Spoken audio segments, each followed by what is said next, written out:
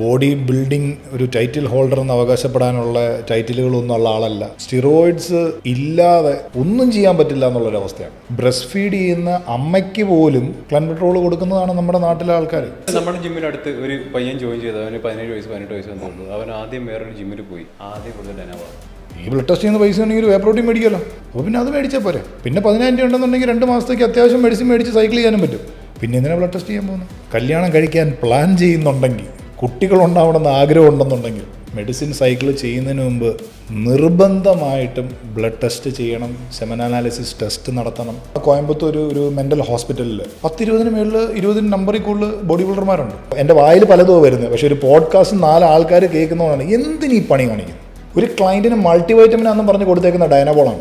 ഇയാൾ നോക്കാൻ നേരത്ത് ഞാൻ കഴിക്കുന്ന മൾട്ടിവൈറ്റമിൻ കൊള്ളാലോ, സൈസായി വരുന്നുണ്ട്. All Kerala police body building competition. Medicine ഇല്ലാതെ ഇറങ്ങുന്ന എത്ര പോലീസ് ബോഡി ബിൽഡേഴ്സ് ഉണ്ട് അതിനകത്ത്.